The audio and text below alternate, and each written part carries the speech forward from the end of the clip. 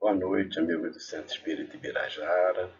É com grande felicidade que mais uma vez estamos reunidos na sexta-feira à noite para o estudo do Livro dos Espíritos.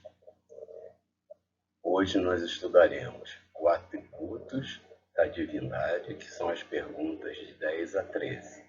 Na semana anterior foi estudado Deus, que foi a pergunta de 1 a 9, e a próxima semana foi feito pela Lilian Rosa, e a próxima semana será o estudo Panteísmo pela nossa amiga Denise Duarte.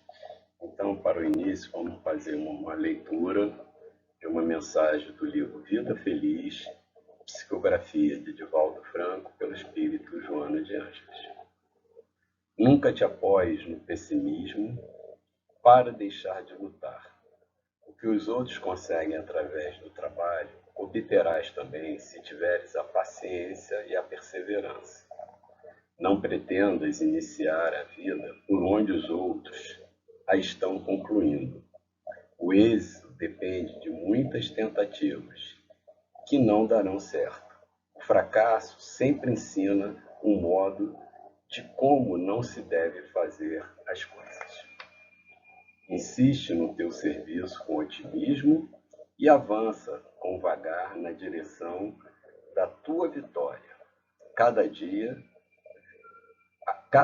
vencido são 24 horas que ganhaste. Então vamos elevar o pensamento ao Pai, vamos nos unir, agradecendo mais uma vez a chance de podermos estarmos juntos, reunidos. Sabemos quando estamos reunidos, como Jesus falou, e mais que dois, Ele estará presente conosco. Então, todos os benefícios que a espiritualidade superior da Casa de Ibirajara nos proporciona, também nesse momento que reunimos cada um em seu lar, está nos abrangendo a todos, está nos acalentando, está aquecendo nossas mentes e nos nossos corações. Só temos nesse momento a agradecer essa possibilidade de consolo de estarmos juntos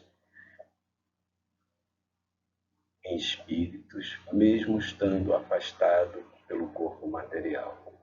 Rogo aos mentores da Casa de Ibirajara que inspirem a todos nós, que me inspire para poder transmitir o ensinamento da forma mais fiel como foi recebido. Que assim seja, graças a Deus. Então, nós começamos os estudos da noite, os atributos da divindade, eu trouxe essa imagem, que eu acho que se define bem, a grandiosidade da criação de Deus, E essa grandiosidade que a cada momento nós vamos tendo o aprimoramento do conhecimento e a cada dia informações mais específicas, mais precisas dessa movimentação, desse nosso progresso intelectual, que com certeza se segue, mesmo que um pouco mais lento, do nosso progresso moral. Então hoje eu optei por ter meu fundo de tela, meus slides, todos de foto do Hubble, da NASA, que traz fotos belíssimas sobre o nosso universo. Então, os espíritos começam com a seguinte pergunta, o item 10. Pode o homem compreender a natureza íntima de Deus? Já numa pergunta anterior, os espíritos já tinham dito que nós tínhamos limitações, até limitações na linguística, que nós não tínhamos palavras adequadas para transmitir, para receber algumas informações. Nós não entenderíamos essa linguagem. Então, aqui já pergunta, pode um homem compreender? E aí eu trouxe duas respostas de traduções diferentes, e que eu achei bem interessante. Não. Falta-lhe, para tanto, um sentido. Então, essa resposta é da tradução do Evandro Noleto Bezerra, onde ele fala que falta um sentido. Então, nós não desenvolvemos plenamente um dos nossos sentidos para compreender a natureza íntima. E o Guilherme Ribeiro traduz a resposta dessa forma: não, falta-lhe para isso o sentido. Então, eu acho que essa frase é muito mais intensa, né? É o sentido, é aquela coisa plena, né? Aquele sentido pleno, né? Não é um sentido, é o sentido, né? Eu estava pensando, né? É o cara, né? Quando a gente diz, né? Quem fez essa música foi um cara, não, quem fez essa música foi o cara. Quer dizer, a gente dá esse sentido na tradução de Guilherme Ribeiro, está dando um peso muito maior. É o sentido. É o sentido que nós nos propomos a alcançar, né? É o sentido da perfectibilidade relativa, né? Que nós já sabemos que é o compromisso que temos evolutivo e que todos atingirão, cada um a seu tempo. Será dado um dia ao homem compreender o mistério da divindade? Então Kardec já está colocando no futuro, né? Ele já com toda a sabedoria que ele já trazia, o conhecimento pretérito, ele pergunta: será dado ao homem esse conhecimento? Bom, então, como na pergunta anterior a gente viu que falta o sentido, mas que nós temos capacidade de desenvolver o sentido, provavelmente a resposta será que um dia compreenderemos. Quando, que nós não sabemos, né? Quando não tiver o espírito obscurecido pela matéria, quando pela sua perfeição se houver aproximado de Deus, ele o verá e compreenderá. Então, na realidade, é quando o espírito tiver completamente desmaterializado. Um dos estudos dessa semana, nós estávamos fazendo a reflexão e a gente lembra, né, que o perispírito é semimaterial ou uma matéria quintessenciada. Então, nós já sabemos que enquanto tivermos alguma matéria que de alguma forma obscureça o espírito, nós não teremos contato. E aí, quando a gente vai para a pergunta 244 do Livro dos Espíritos, que eu vou ler aqui, Kardec outra vez pergunta: os espíritos veem a Deus? Quer dizer, é uma outra, né? Lá aqui ele pergunta se a gente compreende, e na resposta os espíritos dizem que nós o veremos e compreenderemos. E aí Kardec pergunta na 244: os espíritos veem a Deus? E aí a resposta dos espíritos, novamente: só os espíritos superiores o veem e o compreendem. Os espíritos inferiores o sentem e adivinham. E aí segue a pergunta: quando um espírito inferior diz que Deus lhe proíbe ou lhe permite uma coisa, como sabe que isso vem dele? Ele não vê a Deus, mas sente sua soberania, e quando uma coisa não deve ser feita, uma palavra dita, ele pressente como por uma intuição, uma advertência invisível que o proíbe de fazer. Então, a gente vê que mesmo os espíritos menos evoluídos já trazem essa intuição, né? Porque nós já trazemos a centelha divina, né? Então, o sentimento de todos os povos é da existência de Deus. Isso é uma intuição, né? A intuição é um sentimento que vem de dentro. E a inspiração é um sentimento externo, né? Então, nós pedimos para os nossos mentores espirituais, para os nossos anjos da guarda, que nos inspirem para uma determinada tarefa, né? A intuição virá de nós.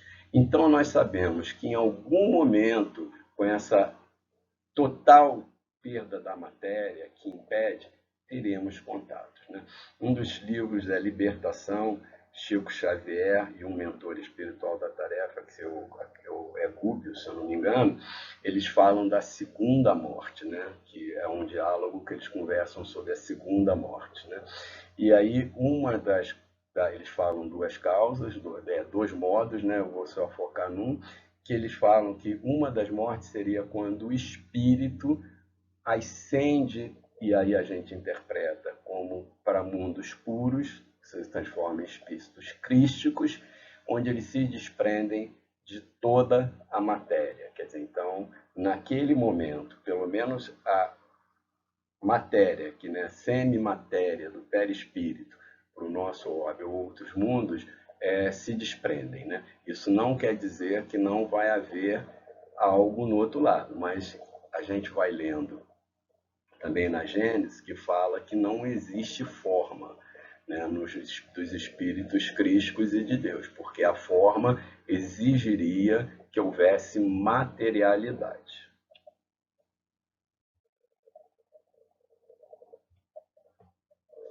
E aí Kardec completa essa resposta fazendo esse comentário.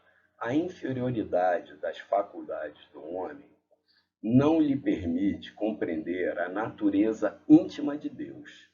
Na infância da humanidade, o homem confunde muitas vezes com a criatura, cujas imperfeições lhe atribui. Então, isso a gente vê tanto nessa resposta aqui no Livro dos Espíritos, quanto na Gênesis, que na realidade a gente tem aquela tendência de dizer Deus nos fez a forma e semelhança. E na realidade, né, nós colocamos em Deus qualidades, atributos que são do nosso conhecimento, né? E que nos é permitido entender que esses atributos são, vamos dizer, são qualidades atribuídas a Deus, são atributos próprios, mas ainda é um conhecimento incompleto. Mas muitas vezes, né, durante todo esse tempo, nós criamos uma figura de Deus que é mais um reflexo da nossa figura, do que nós conhecemos, né? E a gente vai vendo na evolução, e isso traz, né, quando a gente põe, né, se confunde o Criador com a criatura, que nós botamos qualidades, né, que não são de Deus, né? Nós criamos Deus vingativos, Deus punitivos, né? Deus Deus até que prometem vinganças, quer dizer, então é totalmente inadequado essa visão que tinha anterior, né? Isso vem já no Antigo Testamento, e nos 10 mandamentos Moisés já diz, né, que Deus se identifica como um Deus que é vaidoso, né, que é, como é que ele fala? Que ele é um Deus ciumento, né? E que ele vai punir até a quarta geração dos que não o adorarem, né? Então, na realidade, isso não é um atributo de Deus, né? Era uma comunicação necessária de Moisés naquele tempo, porque a comunidade judaica era uma comunidade que precisava um controle maior, né? Eram mais rebeldes, era um povo rebelde por uma série de fatores. E aí precisava trazer essa mensagem de um Deus punitivo, de um Deus rígido, onde haviam limites que não poderiam ultrapassar. E que depois, né, quando nós vemos, vem Jesus trazendo uma outra visão, a visão do amor e não da punição, a visão da recuperação, né, das coisas que deixamos de fazer, que pela reencarnação nós vemos refazer os caminhos, né? Vamos nos melhorando a cada reencarnação. Então a gente atribui a Deus muito, né? Tem um filósofo alemão que fala, né, que nós atribuímos mais vícios humanos a Deus do que qualidades divinas, né? Porque nós fazemos Deus quase a nossa imagem e semelhança e não ao contrário. Então, como eu falo, o homem confunde muitas vezes com a criatura, confunde Deus com a criatura, cujas imperfeições lhe atribui. Mas à medida que nele desenvolve o senso moral, E eu acho que é esse desenvolvimento do senso moral, que é o sentido que falta, né, que precisamos desenvolver plenamente, seu pensamento penetra melhor no âmago das coisas. Então faz ideias mais justas da divindade, e ainda que sempre incompleta, mas conforme a sã razão. Então, a cada momento, nós vamos mudando. Então, eu falei de Moisés, depois vemos com a visão que Cristo nos traz, e depois vemos com a visão do Evangelho segundo o Espiritismo, que já traz também, vai aprimorando a visão que nós temos, né, dessa evolução da espiritualidade. Embora não possamos compreender a natureza íntima de Deus, podemos formar ideia de alguma das suas perfeições? De algumas, sim. O homem as compreende melhor à proporção que se eleva acima da matéria, entrevê-as pelo pensamento. Então, na realidade, nós já temos condição de entender, né, algumas coisas, né, da natureza íntima, né, alguns atributos da natureza íntima de Deus. Progressivamente, como ali fala na 244, cada vez mais vamos de fato entender, né? Em alguns momentos nós só vamos estar aptos a ter um sentimento que aquilo existe, que nós ainda não compreendemos muito bem, né? Mas progressivamente iremos seguindo e conseguindo essa evolução de entendimento. E a pergunta 13. Quando dizemos que Deus é eterno, infinito, imutável, imaterial, único, onipotente, soberanamente justo e bom, temos uma ideia completa dos seus atributos? Do vosso ponto de vista, sim. Quer dizer, na nossa capacidade atual, nós já temos condições de determinar esses atributos que eu falei anteriormente, né? Que Kardec pergunta e eu li.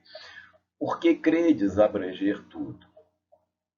Sabei, porém, que há coisas que estão acima da inteligência do homem mais inteligente, as quais a vossa linguagem, restrita a vossas ideias e sensações, não tem meios de exprimir. Como eu falei, ele volta a dizer isso, nós ainda temos limitações na nossa linguagem que impedem, né, de transmitir ideias e sensações, e que futuramente adquiriremos esse sentido, essa capacidade.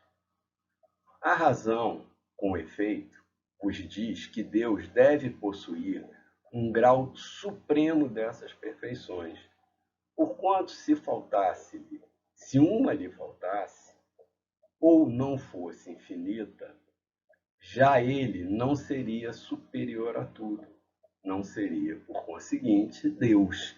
Então, Kardec vai fazendo um raciocínio. Se faltasse algum desse atributo, que de forma infinita, poderia haver outro que tivesse esse atributo. Então, esse seria Deus. Se houvesse outro, outro seria Deus. E, na realidade, a gente sabe que isso não ocorre, né? Por estar acima de todas as coisas, Deus tem que se achar isento de qualquer vicissitude e de qualquer das imperfeições que a imaginação possa conceber, né? Porque se Deus é supremo em tudo, ele não pode ter nenhum ponto de maldade, porque senão ele já não vai ser de a perfeição absoluta. Então ele só pode ser perfeitamente justo, perfeitamente bom, porque se houver qualquer imperfeição, ele já não seria esse ser, né? Não seria Deus. E aí Kardec passa a fazer alguns comentários, né? Não, os espíritos, são espíritos. Deus é eterno. Se tivesse tido princípio, teria saído do nada. E a gente sabe que o nada pode sair do nada, né? Nada pode ser criado do nada. Então, também teria sido criado por um ser anterior. Então, se ele fosse criado por um ser anterior, quem seria Deus? Quem teria a capacidade de criar Deus? Esse ser anterior seria Deus, né? E assim de degrau em degrau, remontando ao infinito e à eternidade, nós iremos chegando. Por isso que Deus é o incriado, né? Ele criou os espíritos, mas ele é o incriado. E Deus é imutável, porque se tivesse sujeito a mudanças, as leis que regem o universo, nenhuma estabilidade teria. Então, na realidade, Deus tem a imutabilidade, porque isso é necessário para a manutenção de todas as leis. Senão haveria um desequilíbrio.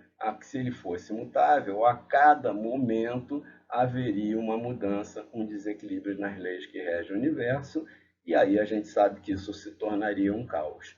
Então, ele é imutável. Ele é imaterial. Foi aquilo que eu já falei, os espíritos crísticos também já depuraram, né? A gente só não tem informação de o que acontece, né? Mas na realidade, pelo menos essa matéria que nós conhecemos, mesmo a quintessenciada que forma o perispírito, a gente já sabe que esses espíritos crísticos naquele momento se desprendem dela, né? Ele é imaterial. Quer isso dizer que sua natureza difere de tudo que chamamos matéria. Quer dizer, pode haver algo lá que a gente não conheça, que esteja na nossa limitação de conhecimento de línguas e entendimento de sentimentos. Então, a gente não consegue progredir sobre isso. De outro modo, ele não seria imutável, porque estaria sujeito às transformações da matéria. Então, a gente sabe que a matéria vai tendo modificações continuamente. Então, Deus não pode, ele tem que ser imaterial, porque senão isso atingiria a imutabilidade anterior. Poderiam haver modificações. Ele é único. Se muitos deuses houvesse, não haveria unidade de vista, nem unidade de poder na ordenação do universo. Então, nós tínhamos, né, grupos, né, politeístas, onde tinham vários deuses, cada deus tinha um atributo.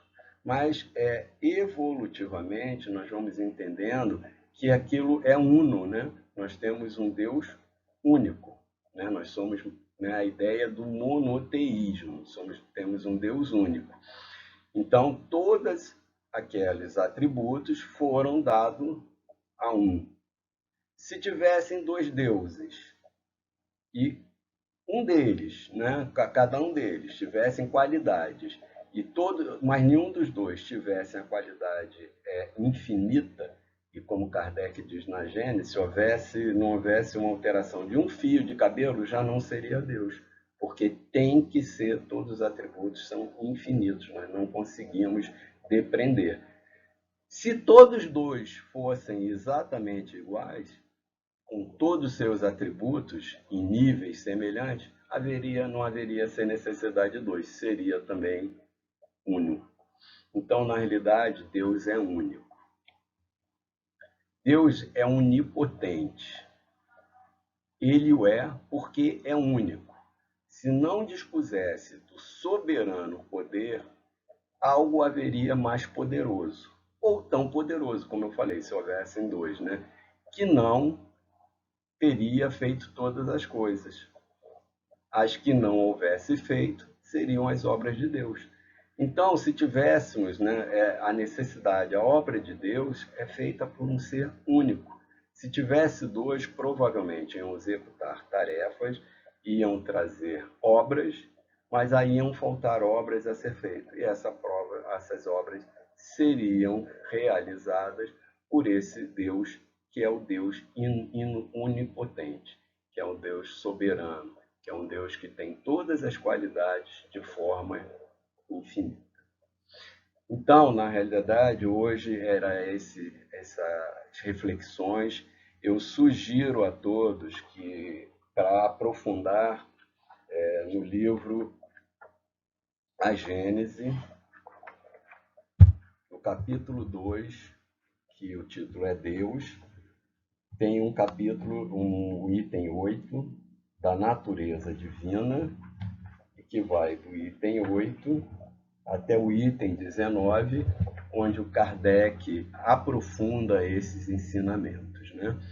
Então, agradecer a todos. Hoje eu trouxe só uma base de reflexão, mas sugiro fortemente que todos leiam a Gênese, essa parte, para ver um aprofundamento. Lembrando que na próxima semana estaremos de novo reunidos. A nossa amiga Denise Duarte vai falar sobre o panteísmo. Agradeço a presença de todos, rogando a Deus que permaneça, né, com a sua luz, né, com a falange de Birajara, nos nossos lares, nos orientando, né, nos inspirando para para nos melhorarmos dia a dia, né, para conseguirmos progredir nessa transformação pessoal, né, para que possamos, no futuro, adquirirmos o sentido, para podermos compreender a imensidão, né, toda essa magnificência de Deus. Boa noite, um abraço a todos, amigos do Centro Ibirajara.